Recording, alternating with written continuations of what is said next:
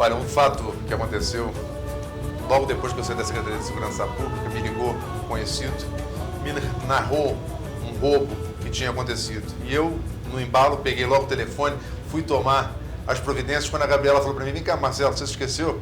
Você não é mais o secretário de Segurança Pública. Então é aquele negócio, você está tão preso ao problema, tão ligado às coisas, que você ainda continua secretário, embora sem ser. Então, na verdade, eu hoje estou deputado e não mais secretário.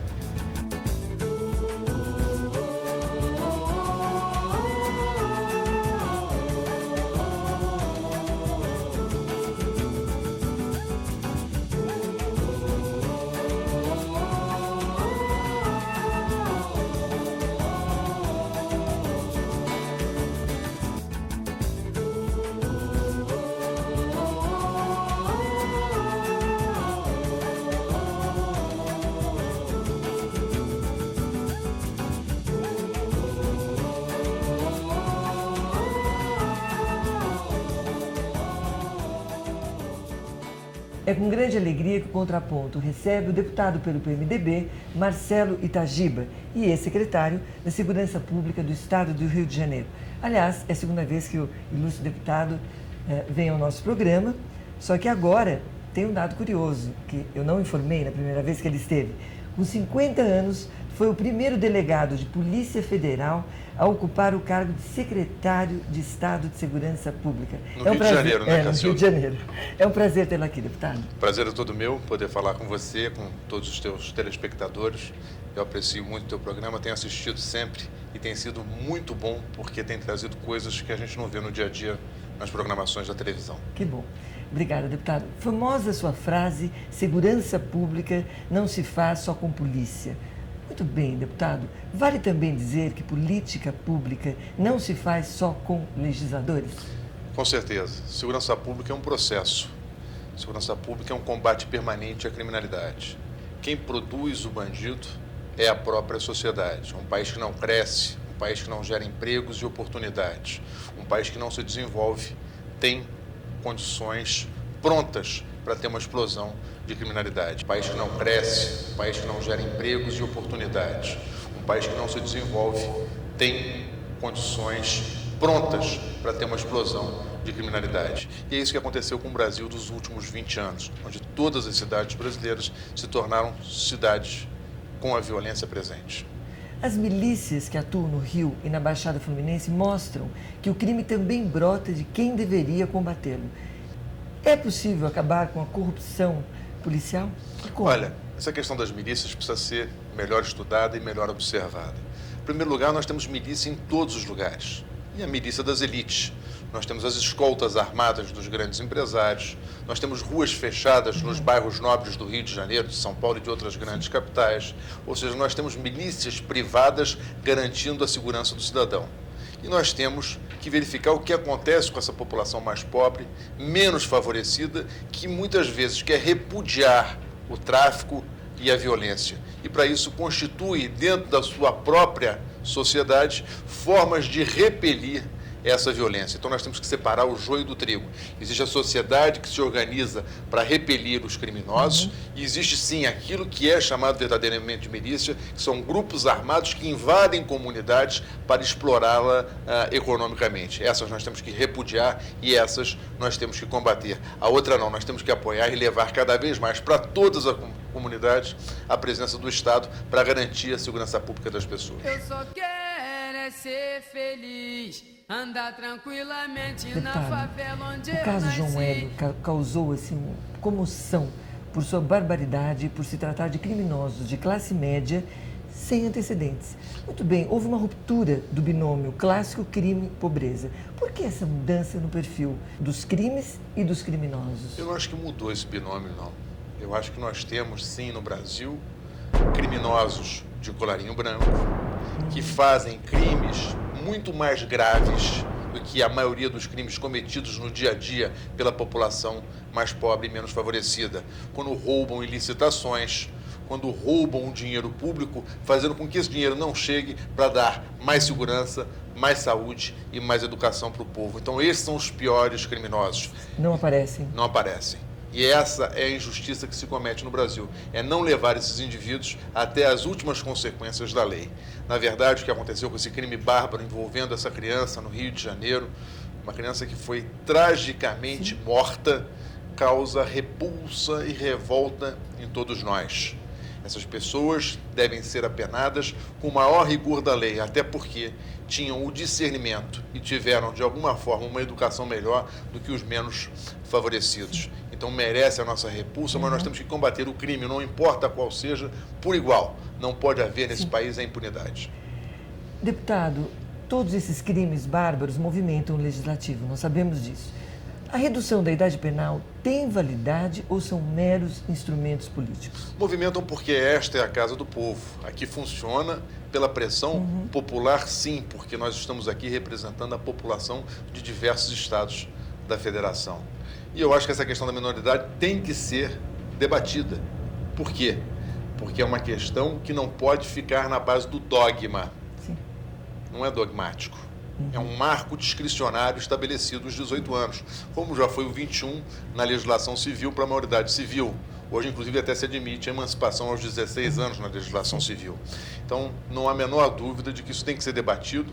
Eu acho que pode haver a alteração constitucional, que é isso que nós estamos debatendo no momento aqui na Comissão de Constituição e Justiça, da qual eu sou membro e sou relator dessa PEC, desse projeto de emenda constitucional. Então, ele será debatido, deve ser debatido, e eu acho que pode sim ser modificado. Não é cláusula pétrea constitucional, segundo eu tenho analisado o pareceres de vários juristas brasileiros, e o que nós temos que acabar é com um dogma. O marco discricionário está aí, vamos estabelecer qual é o novo marco discricionário a ser estabelecido. Por quê? Porque hoje o jovem de 16 anos não é mais o jovem de 16 anos que era em 1940 ou que era em 1916. Porque hoje o jovem de 16 anos não é mais o jovem de 16 anos que era em 1940 ou que era em 1916. Mudou o perfil. Mudou o perfil. Tem mais informação, está ligado e plugado no mundo inteiro, tem a televisão, tem o telefone, tem o rádio, tem a internet. Ou seja, é um jovem que já tem a consciência e o discernimento dos atos que pratica. Se ele já pode votar para presidente da República, já pode escolher governador, deputados, senadores, por que ele também não pode ser trazido para o rol daqueles que podem ser punidos? Mas de que forma nós vamos fazer essa punição? Talvez de uma outra forma. A gente não pode misturar, são jovens com bandidos maiores de idade. Mas o que nós temos que fazer é discutir essa questão e acabar com o dogma. Dogma só serve para engessar o progresso. Dogma só serve para engessar o progresso. Deputado, o senhor é relator, conforme o senhor disse, desse projeto. Essa é a sua posição? Essa é uma das posições que eu estou estudando, de que, em primeiro lugar, não é uma cláusula pétrea constitucional. É passível de ser modificada. Agora, de que forma nós vamos modificar, de que forma nós vamos implementar isso, essa é uma discussão mais ampla que tem que passar por essa casa, pela Câmara dos Deputados e pelo Senado Federal, para depois se tornar uma lei ou uma emenda constitucional. Os advogados criminalistas, eles reclamam dos mecanismos de tramitação dos processos. Dizem que de pouco adiantarão essas mudanças no Código Penal se aqueles mecanismos não forem modernizados. O senhor concorda com isso? Olha, todo processo de mudança é importante. Agora, com certeza, os advogados têm razão. Nós precisamos mudar as leis processuais também, para que nós tenhamos mais celeridade, mais rapidez na aplicação da justiça, diminuir o número de recursos que existem hoje, que são quase que indefinidos. Né? Você pode recorrer de tudo, né, a todo momento. Então, o que nós precisamos é, sim, ter um procedimento mais célere, justo, ainda com a possibilidade de apelação, mas não com o número de recursos que nós temos hoje na nossa legislação. Voltando à questão da segurança, o senhor defende a prisão perpétua para os criminosos irrecuperáveis. O senhor acha que realmente penas mais severas implicariam na queda da criminalidade? Lugar de criança na escola, lugar de bandido é na cadeia. Mais criança na escola, menos bandido na cadeia. Nós temos que investir, sim, em educação, mas nós também temos aqueles presos que são irrecuperáveis. Que não têm conserto. Que não têm conserto, não podem voltar a conviver em sociedade. Para isso, nós temos que ter a pena que possibilite a sociedade não ter que conviver com esse indivíduo novamente, porque ele vai voltar para cometer o mesmo tipo de delito ou delitos mais graves quando volta às ruas. Ou seja, é uma forma de proteger a sociedade. É uma forma de proteção da sociedade, embora hoje, pela Constituição, seja difícil fazer essa modificação, porque a nossa legislação não permite a prisão perpétua nem a pena de morte. E também nós sabemos que o sistema carcerário está falido. Pergunto, que o senhor acha? Privatizar o sistema carcerário ou parcerias, enfim, com o sistema PPPs, o senhor acha que seria uma solução?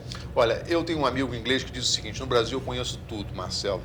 Conheço futebol, carnaval, conheço o espírito brasileiro, mas duas coisas eu não consigo entender no Brasil: ponto facultativo e essa lei não vai pegar.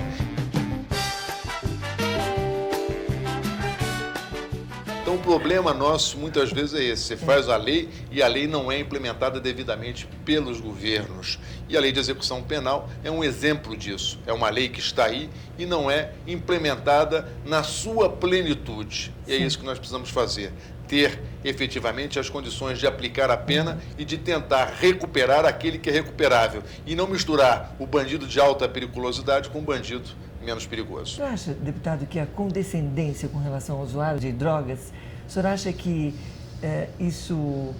essa condescendência não ajudaria a manter o tráfico? Olha, o país já é condescendente com os usuários, né? Hoje as modificações legislativas têm sido a favor do usuário. Eu vejo que o usuário alimenta esse processo de violência no qual todos nós vivemos nas grandes cidades. E o tráfico está aí para comprovar isso. Disputa o seu mercado a bala, Sim, levando violência às pessoas. Nós precisamos ser radicalmente contra o tráfico de drogas e, obviamente, aquele que está doente, que é viciado, precisa ser tratado. sim. E aquele Cuidado. que é sem vergonha, que usa a droga, tem que responder pelos seus atos. Certíssimo. Deputado, e quanto à possibilidade dos estados legislarem em direito penal? Eu acho que é um absurdo. Um absurdo por quê? Porque a lei penal de um país é o instrumento mais forte do Estado contra o cidadão. Então ela tem que ser uma norma geral para todo o país, para que você saiba a que lei você se submete no Estado brasileiro. Então tem que ser igual em todo o país. O que nós temos que ter, sim, são leis pré-penais para que os estados e municípios tenham instrumentos para regular a vida em sociedade naquilo que eu chamo os pequenos delitos ou os atos infracionais que podem ser reprimidos no âmbito local. Então, a lei penal tem que ser uma só. O que você pode ter nos estados é cada um deles ter uma lei de contravenções próprias. É isso que eu defendo, para que o Estado possa ter instrumentos para regular a vida dentro do seu Estado. Deputado Marcelo Itagiba, sobre mensaleiros, sanguessugas e corruptos de todos os naipes, enquanto parlamentar e cidadão comum, imunidade ou impunidade? Não, a imunidade tem um papel.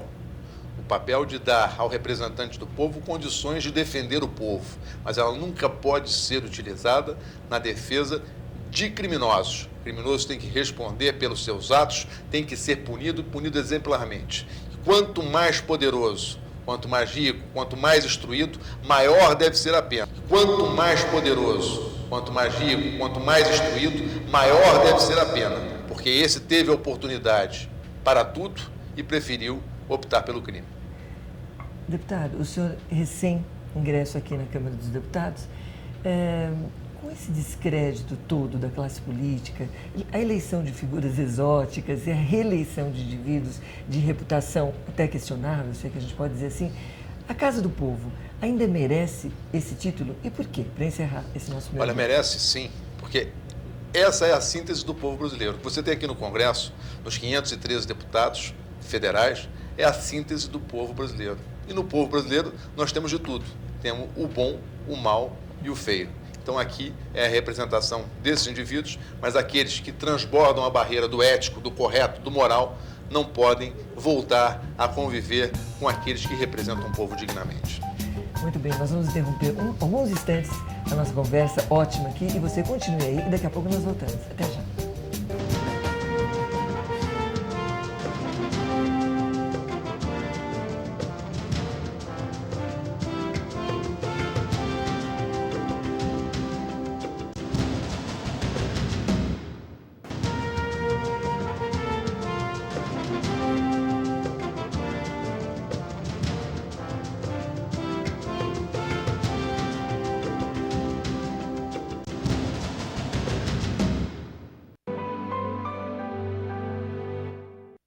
Bem, de volta ao nosso segundo bloco com o deputado federal pelo PMDB, Marcelo Itagiba. Deputado, praia, futebol e samba são a não muito santa Trindade Fluminense. Como carioca da Gema, o senhor costuma ir à praia, assistir futebol e ouvir samba? Como é que é? Quem não gosta de samba, bom sujeito não é. Ou é ruim da cabeça ou doente do pé. É ruim da cabeça ou é doente do pé. Carioca é isso, é o espírito, é a síntese também, eu digo, do povo brasileiro, né? O Rio de Janeiro, durante muito tempo, foi a capital federal, recebeu gente de todo o Brasil e fez ali uma grande comunhão. Então, o carioca é isso, é esse espírito aberto, alegre e sempre a favor das boas causas. Bem, nós gostamos de samba, mas gostamos de filhos também, né? Com certeza. E filhos não lhe faltam. Como é que funciona lá, deputado? É a famosa irresistível, deliciosa bagunça? Conta Olha, pra nós. é uma bagunça ótima, são filhos maravilhosos, netos fantásticos. Quantos no total, hein, deputado? Olha, são 5 filhos, Sim. 4 netos já, né? E eu acho que é isso aqui é o que dá vontade da gente continuar cada vez mais lutando a favor do povo, a favor do Brasil, para que esse Brasil cresça e dê oportunidade para os nossos netos, para os nossos bisnetos. Nós não temos que trabalhar para o hoje, nós temos que trabalhar por sempre, porque as outras gerações que vão nos suceder precisam ter um país melhor. E para a gente ter um país melhor, a gente precisa continuar trabalhando agora. De repente, esse segredo, essa descontração que o pai leva, né, como é o seu caso, eu acho que é por causa de tantos filhos, né? Eu acho que isso ajuda. Não, acho que ajuda muito e eles hoje participam da vida política. Às vezes eu estou votando uma matéria aqui na Câmara, eles me ligam no telefone celular. Como é que você vai votar esse negócio? Pai, a gente pensa assim, a gente pensa aquilo. Ou seja, eles participam hoje ativamente da minha vida política. E nenhum homem consegue as boas coisas se não uma grande mulher. E a Gabriela tem sido essa companheira fantástica que me permitiu chegar até aqui onde eu cheguei. E é tão bom encontrar cada metade, né, deputado? É excepcional, porque permite a gente ter a tranquilidade para trabalhar melhor. É isso aí. Deputado, eu sempre tive curiosidade de saber o seguinte, qual é a sensação de andar com um Magnum na cintura? Olha, Mas conta a verdade ao telespectador. é muito pesado, né? O Magnum pesa na cintura, mas é instrumento de trabalho. Durante meus últimos 25 anos, eu tive que andar ou com Magnum ou com uma pistola, porque fazia parte do meu métier, né? A pistola é maior que o Magnum? Como é que é? Não, são calibres diferentes, né? Tem tá. Magnum 44, Magnum 357. Mas tem o mesmo peso? Não, mas todos eles pesam muito. E é muito incômodo, mas é um instrumento necessário para o trabalho. Eu nunca me esqueço de uma cena que eu vi num filme em que o juiz dizia o seguinte: esta é a lei, né? E aí puxava a pistola e dizia: e esta é a ordem. Então é isso, a gente trabalha enquanto policial com a lei e com a ordem, então precisa dos dois instrumentos de trabalho, a lei e a pistola. E aqui no Congresso, o nosso instrumento de trabalho, a nossa Bíblia é essa aqui, é a Constituição Federal que nós juramos respeitar e fazer cumprir. Deputado, voltemos à terra. Na infância, o senhor praticava esportes e chegou até a conquistar alguns títulos. Que esportes eram esses? Ganhei um nacional de hipismo, montei dos 7 aos 23 anos de idade da minha vida, pulei muitos concursos hípicos. Ganhei um nacional em 75 em Recife, ganhei 2 torneios de jiu-jitsu, um esporte que eu também sempre fiz e continuo até hoje praticando. Sou faixa preta, com muito orgulho. São tão diferentes, né? Com certeza. E hoje também assumi um pouco da minha velhice. Qual é hoje o esporte? Hoje eu jogo golfe. Então hoje eu virei Dizem golfista. que é delicioso, né? Jogar É muito bom e para mim me deu uma coisa fantástica. Me permitiu que nos últimos 8 anos da minha vida eu jogasse praticamente os finais de semana que eu tive livre em companhia do meu filho. Então isso para mim é um motivo de grande satisfação. Golfe é terapia? É uma terapia, com certeza. Uma terapia ocupacional. Quando você está ali, você está pensando, fazendo uma higiene mental, vendo aquele gramado, aquela coisa verde, e é muito bom. Deputado, mas o senhor também tem uma biblioteca enorme. Como ela nasceu? Quantos livros há nela? Olha, não é mérito nenhum meu. Na verdade, eu até brinco. Eu acho que, por osmose, a gente também aprende. Porque na casa do meu pai, era, na verdade, uma grande biblioteca. Não tinha livro em todos os cômodos, menos no banheiro e na cozinha. São mais de 10 mil livros e eu nasci e vivi dentro dessa biblioteca, que hoje é minha, com muito orgulho. Seu pai foi desembargador no Rio de Janeiro? Meu pai foi desembargador, foi presidente do Tribunal de Justiça, advogou durante muitos anos, fez política, foi secretário de Justiça Interior, foi primeiro suplente de deputado federal, presidiu o Partido Social Progressista e eu sempre vivi nesse ambiente. Talvez eu hoje, né, estou sendo deputado por ter convivido nesse ambiente e ter me apaixonado pelo processo político que é tão importante para a gente conquistar as coisas. Não tenha dúvida. Inclusive, eu tive a oportunidade de ler uma das obras do seu pai, que eu fiquei encantada, realmente encantada. Tem uma citação dele que eu não vou esquecer, eu até anotei aqui. Há 2 maneiras de ser infeliz. Uma é desejar o que se tem, outra é possuir o que se desejou. Existe coisa mais sábia, deputado? Não, ele brincava muito, inclusive brincava muito com a minha mãe e dizia, olha, não vou te comprar esse presente que você deseja tanto, porque eu vou tornar você infeliz a partir do momento em que você realizou aquilo que você desejou. Ele brincava e é uma frase que ele se utilizava muito. Aliás, eu acho que isso também vem na Ceia dos Cardeais. Na Ceia dos Cardeais tem um trecho na Ceia dos Cardeais que fala exatamente nesse sentido. Então, eu acho que é isso. É um livro muito interessante, chama-se Homicídio, Exclusão de Crimes e Isenção de Pena, e que aborda várias questões da vida das pessoas, tem um pouco de história, um pouco de mitologia, é um livro bastante interessante de se ler. É verdade. Deputado, e quais são os seus livros preferidos? Hoje, por exemplo, o que o senhor está lendo hoje? Olha, hoje eu sou um escravo de 2 livros. É a Constituição da República. Essa que o senhor já apresentou aqui? Essa e o Regimento Interno da Câmara dos Deputados. Sem isso, você não consegue andar dentro dessa casa, para que você possa estudar, aprender, para poder cada vez mais e melhor exercer o seu mandato de político, de deputado federal na Câmara. Mas eu sempre leio alguma outra coisa a mais. Estou lendo um pouco da vida do Lafayette, um livro que eu comprei há pouco tempo agora na França. Estou lendo um pouquinho também a vinda da família real, Dom João VI, para o Brasil. Então eu gosto de mesclar, eu gosto muito de livro de história, então normalmente estou sempre lendo alguma coisa do lado. O tempo que resta, né? O tempo que resta. Eu soube que o senhor, na inauguração de uma delegacia, teve um encontro assim muito diferente com a Dercy Gonçalves. Conte para nós, como é que foi esse encontro? Foi interessante porque são aquelas histórias de vida que se encontram. Meu pai, no início da vida, foi delegado regional na cidade de Macaé e salvou a vida da Dercy Gonçalves quando o pai dela queria matá-la porque ela tinha fugido, ainda menor, né, com um palhaço de circo. É mesmo, não sabia. E meu pai impediu essa tragédia e protegeu a Dercy Gonçalves. Então eu fui inaugurar uma delegacia legal, na época eu era secretário, em Santa Maria Madalena, Sim. cidade da Dercy, e ela estava lá nessa inauguração. E eu tive a oportunidade de lembrar a ela o fato. E ela brincou dizendo que se lembrava muito bem do fato e que o papai era, inclusive, era um homem bonitão, sempre brincalhona, uma pessoa muito interessante. E foi um encontro de vida, né? Uma coisa que aconteceu talvez resgate, né, há 90 anos atrás e a vida nos colocou juntos novamente. Que beleza, é isso aí.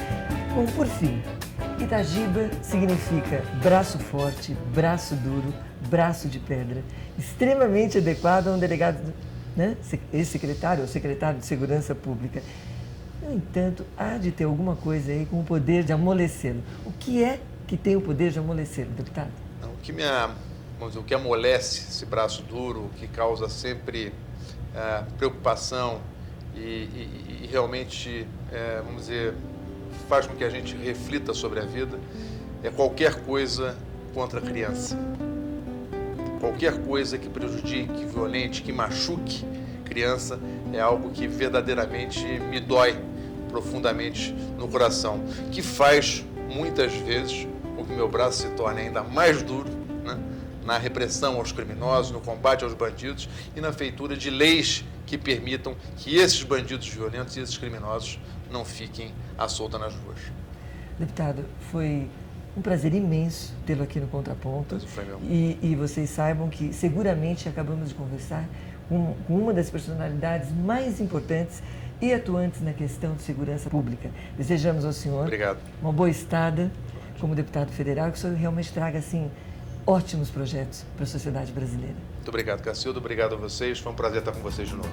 Realmente, o uso do cachimbo faz a boca torta. Durante os últimos 25 anos, eu exerci o cargo de delegado de Polícia Federal, de superintendente da Polícia Federal, de secretário de Segurança Pública. E eu gosto mesmo da ação. Então, muitas vezes, eu sinto falta disso, de poder estar ali na linha de frente quando acontece algo violento, combatendo a criminalidade, combatendo o bandido.